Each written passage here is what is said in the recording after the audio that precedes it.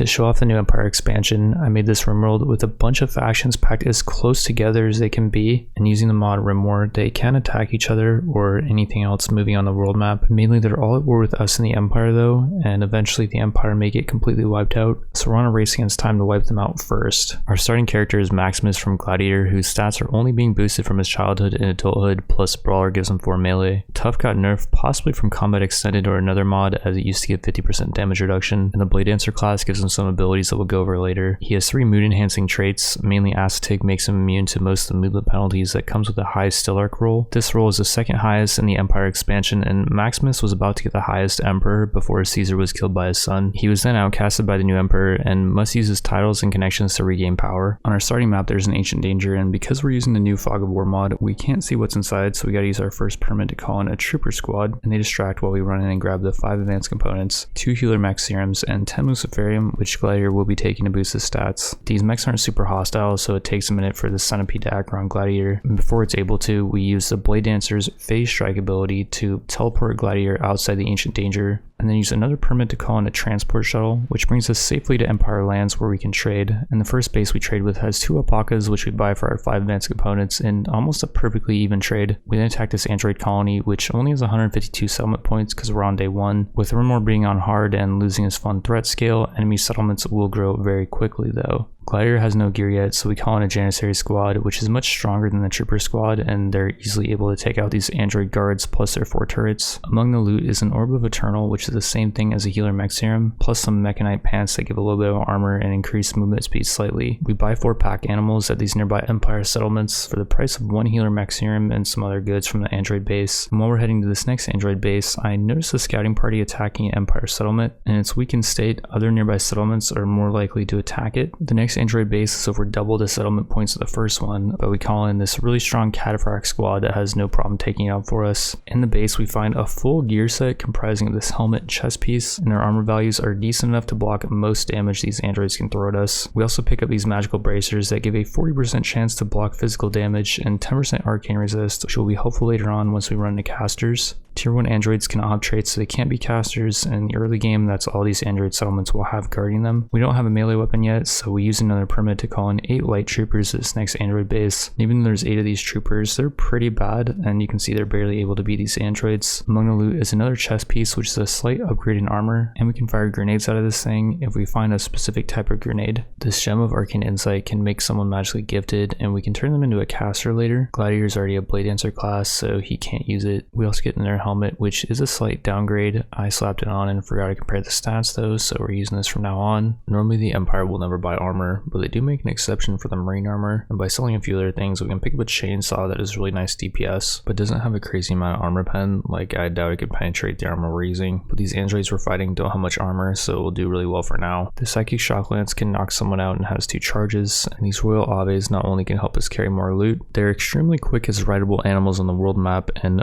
buff our movement speed tremendously. This medieval warband might take out an Empire base, so we intercept it, and the only real danger here is a nasty caster, as we have Rumor of the Magic aggressive AI casting and AI hard mode enabled. If there's any casters, we'll probably launch grenades at these guys.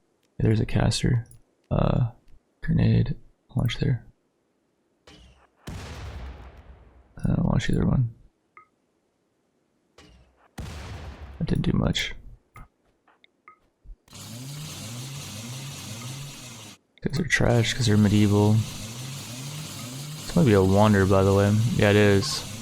Caravans with wanderers can traverse mountains as if they didn't exist. We didn't give this guy any permanent injuries, so we drag him along. Our goal now is to evolve our Ideological to make slavery acceptable, which is going to cost quite a few development points, as right now it's abhorrent. We are getting development points every time we raid a base though, and I have a mod which doubles them, so we shouldn't need to raid too many more bases to be able to enslave this guy. Also on a side note, we could execute down enemies for development points, but that method is way too easy, especially because Combat Extended removes the death on down chance for enemies. The next android settlement's pretty weak, so we're now able to show off the chainsaw, which as you can see has a little trouble tearing these androids a new power socket. Cutting off power to the turrets disconnects them, and we can claim them for ourselves, but some turrets are in a bad spot, so we gotta bleed them of ammo first, and this can be done by moving a powered turret into their line of sight. The next android base falls fairly easy, and we get a couple of legendary legendary range weapons that require a very specific type of ammo. We unfortunately can't sell them to the Empire as they usually only buy melee weapons, so the halberd and the LTX mace are the best things we get at this base. In this next one we find a dust razor, which is better than the chainsaw for fighting armored opponents, but it has much higher sell value, so we end up selling it. Another nice find in this base is a rocket launcher, which is one of the few types of range weapons the Empire will buy. They won't buy this caster staff, so we'll hold on to it for later. As we're heading back to trade with the Empire, we save one of their bases from a warband, which does have a woodsman class on it, so I focus him first. Use a lance on him, I think, or just phase strike him, I guess. Holy crap, there's a lot of these freaking dudes. They can pierce the armor though. None of them are casters, they're left up.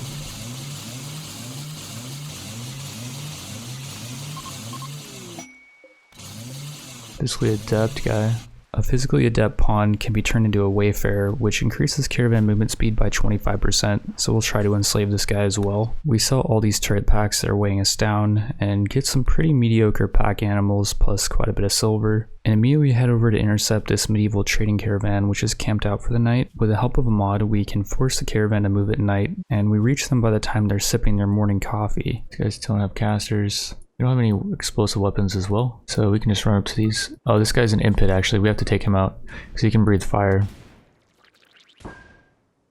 We might have a Psycaster as well. They don't. Okay, so now just take out the muffalo. It can't make the stuff on the ground explode is the main thing. I don't think there's any way for them to.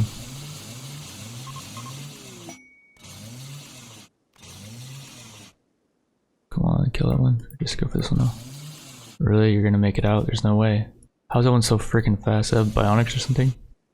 What the hell was that? I don't even know what was on it.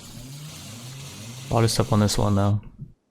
That one freaking just dipped so hard, man. I'm bummed out about that. Nearby there's a tribal caravan, and these can have some nice magical goods on them. Unfortunately this one doesn't, but all caravans have at least around 1,000 silver on them, and they didn't have any casters, so there's pretty low risk. We're pretty much full, so it's time to do a trade run, and we sell all the ammo we picked up because nobody can use guns yet anyways. And speaking of guns, the one type of gun the Empire will buy is charge guns, plus all the melee weapons we picked up, which was quite a few. Each android drops 3 to 4 packaged survival meals, so we got quite a bit of leftovers, and we sell most of them in this trade run. We buy every pack animal we come across to increase our caravan capacity. 2 psychic animal tamers, which each have 2 charges. 2 of these things, which will reroll persona weapons traits randomly, and I'm not sure what we want to use these on yet. Most importantly, we're able to pick up a void armor, which mainly gives a decent amount of armor and a built-in shield that can block range attacks and regenerates quick. This thing will also block explosions, and we're about to run into tier 2 androids, which can blow up on death. It's also got some cool lore behind it, and unlike power armors, it only covers the middle layer, so we can wear this hyperweave flak jacket for some added protection. The final item is a slave who does have some really nice non-combat stats, but I end up telling her to leave a map as we're getting mortared and she escapes. While we were trading, an android scouting party destroyed an Empire base, so that's one less we can trade with. We're out of money, so we take out another android base, and inside we find a tier 4 android, which thankfully is not a caster as these things are extremely fast. Afterwards we run into medieval trading caravan, which drops some silver and armor the Empire won't buy. We head to the final 3 Empire bases we have yet to trade with, and they sell some pack animals and this very interesting slave who can't fight, but later we can suck out our traits and give them to someone else if we come across a special item. At the final base we find a weapon with the persona trait we've been looking for. Kills with it will regenerate 20% of somebody's psi focus. We buy a Silent Neuroformer to turn Gladiator into the Psycaster, and in the next episode we're going to try to farm enough to buy all these psi trainers from the Empire. Their stock will change 30 days after visiting them, so we have roughly 20 days to do it, and getting those items will be the focus of episode 2, which will be live streamed right now at the link below.